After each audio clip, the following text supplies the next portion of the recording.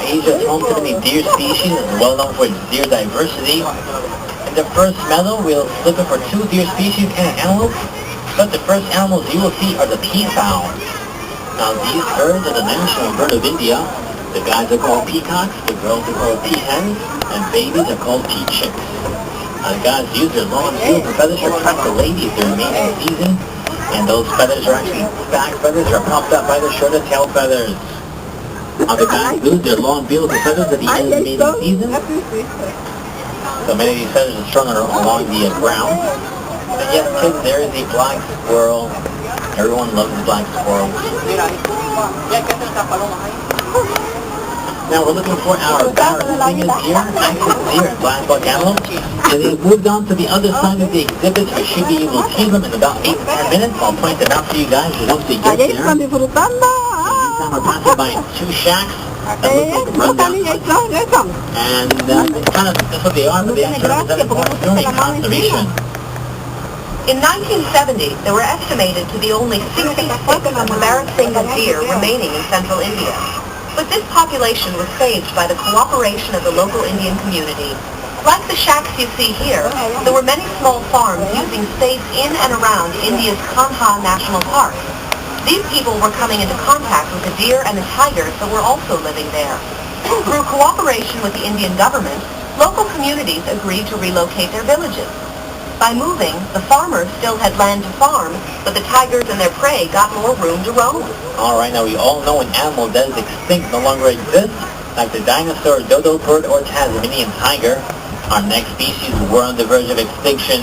In fact, the Mongolian wild horse, or Przewalski's horse, was extinct in nature and can only be found in captivity, but they have been successfully reintroduced back into the wild thanks to herds of North American and Asian zoos. Now we have 3 baby horses down there. 2 of them are boys. They were born 2 months ago. Their names are Benjamin and Bentley. And we have a girl who was born in April, and her name is Bianca. I can see that these guys are very different from our domesticated horses, and that's because they're the only true wild species of horse left in the world today. They have a stocky build, shorter legs, and an erect mane that gives them that cool mohawk look. And they're also missing the forelock, which is a piece of hair that goes over the horse's face. Now, captive breeding of Mongolian wild horses started in 1901 with a group of 28 of them, and the Bronx Zoo received the first horses in 1902. Now, we've been able to maintain our herd since then. Now, here's some more interesting facts for the Mongolian wild horse. The first accounts of Mongolian wild horses come from rock engravings, paintings, and even cave drawings that date back more than 20,000 years. And the first written accounts were from Tibet, sometime around 900 AD. But these horses remained largely unknown and unnamed to the Western world for many years.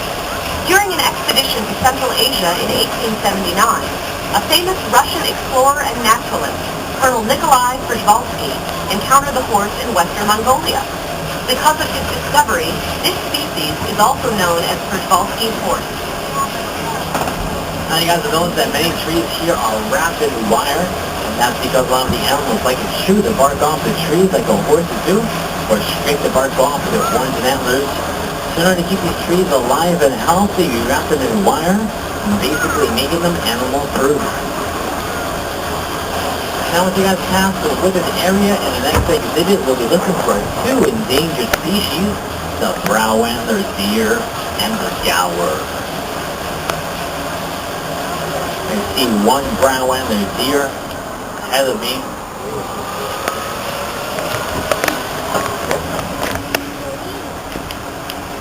Very lovely looking deer right in front of me. Very curious, always looking at me. Hi, brown antler deer. Now, the brown antler deer get the name from the curvature of male antlers, and they're currently classified as vulnerable.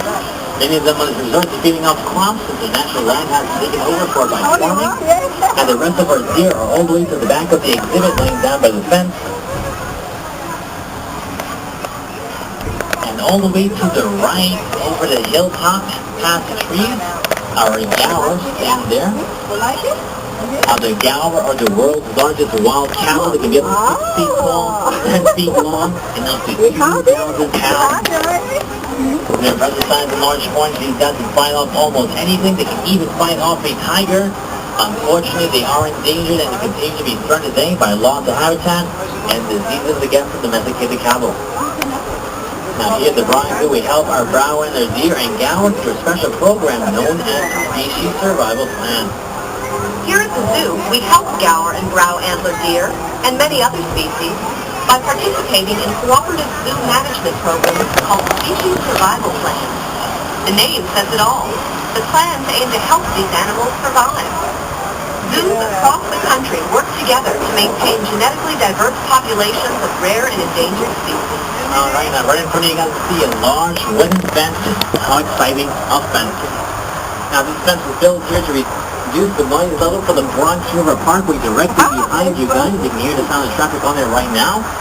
And it helps many of our animals take a nap during the day, and especially our next animal who loves to take her cat naps. Now once you guys pass the wooden fence, please remain seated and keep a lookout for a tiger. Ooh, tiger. Now, tigers are notoriously difficult to find in the wild, and tiger stripes give them excellent camouflage. Even professional researchers have a hard time finding tigers, and researchers identify individual tigers by looking at their stripes. And you got to look all the way to the right. You will be able to see her along the fence. This will be the only good view you will see of our tiger all the way to the right along the fence line. Please remain seated unless you have very difficult spot there. Now that is a 12-year-old Malayan tiger, and her name is Sabita.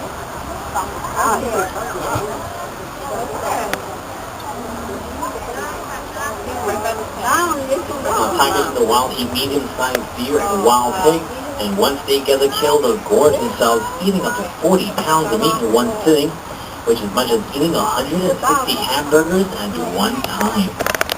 Sounds pretty good. After a meal that size, a tiger will not eat for several days. And today, all tigers are endangered.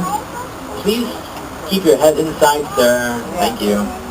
There are only about 3,000 left in the wild, and only about 1,000 of them are breeding females. And tigers are solitary animals, which is why you only see one tiger at a time at this exhibit. And the female tigers are actually more territorial than the males.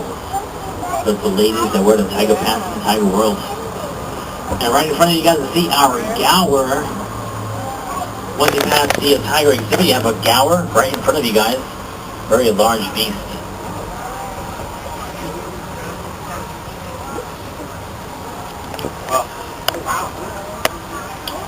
And after you pass our gaur and their mud pies, you guys will be able to see our peacocks and peahens down below again. Our black buck antelope to the back, followed by our access deer and Barrasinga deer.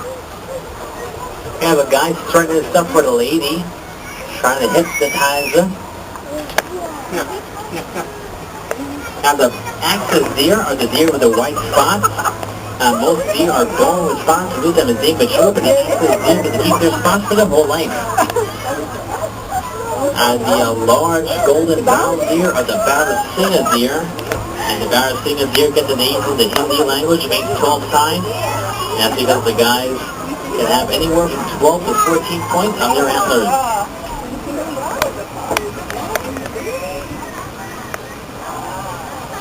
Now I want you guys to imagine a pig that has tusks that go up the top of its nose, and this pig is called the babirusa. And once you guys pass the bamboo at the front of the train, you should be able to see a babirusa, Wendy. She's a very beautiful pig. See where she is. She's probably hiding. She's also very shy. Now, babirusa means pig deer in Malay language. That's because these pigs get tusks that go over the top of the nose, giving the appearance of antlers. Like many animals here at the Bronx Zoo, they are endangered. Now, next time you guys come to the Bronx Zoo, you can go to the Children's Zoo located near the Zoo Center. And there we have more babirusas. Now, you know you guys missed our babirusas, but you won't miss our next animals, our Asian elephants, Maxine and Patty. Now, Asian elephants are one of the world's largest land animals. African elephants are the largest. On average, these guys can be up to 10,000 pounds, so they have to eat a lot of food to keep up their energy. Here at the Bronx Zoo, these girls go up to 200 pounds of hay and drink up to 60 gallons of water each day, each one of them. And since these girls do eat a lot, you guys can see that a lot does come out. Some head-sized dung there. Now they also have long, beautiful trunks, and those trunks have more than 40,000 muscles in it, making it a very powerful tool. We can use that trunk to pick up small items as fragile as an egg or rip a tree right out of the ground. And Asian elephants live about 60 years in the wild. These two ladies are both in their 40s, and they're very pampered here in the Bronx Zoo. In addition to their own swimming pool back there to get baths and pedicures twice a week. I know you ladies are jealous. Now as you guys pass our Asian elephants, in the next exhibit to the back, you see the rear end of our Indian rhino, Penny. Here, but that's down walking away. Now today, all Indian rhinos are in danger. There are only about 3,000 left in India and Nepal today. Here in the Bronx Zoo, we take care of 7 endangered Indian rhinos. Now, taking care of these guys is one thing, but breeding them is a huge challenge, and that's because Indian rhinos are pregnant for 16 months. Imagine that, ladies. Yes, oh my God, if you're pregnant for almost a year and a half, and then you gave birth to a 150-pound child. Ouch. Now, the good thing is that once the baby rhino is born, and all they stay with mom for 2 to 3 years, and weaning will take 12 to 16 months. Not like us, it would take up 21 years to get rid of your child. Now, many people believe that rhinos have armor-plated skin, but the skin is actually quite sensitive. It only looks armor-plated because the skin is folded over itself. Now, the rhinos protect their sensitive skin by building mud wallows, like the one we'll be seeing at the front of the train. It's basically a giant puddle of mud. And the mud helps protect their sensitive skin from the sun and insects. And even though rhinos can run up to 30 miles per hour, it's still not fast enough to outrun poachers that hunt for their horns. The horn of a rhinoceros is very different from that of a goat or antelope. It is not attached to the skull. Rhino horn is made from compressed keratin fibers, the same material that is found in fingernails and hair. Although rhinos are a protected species, poaching still occurs. Rhinos are killed for their body parts, but some people believe that this horn has special medicinal powers.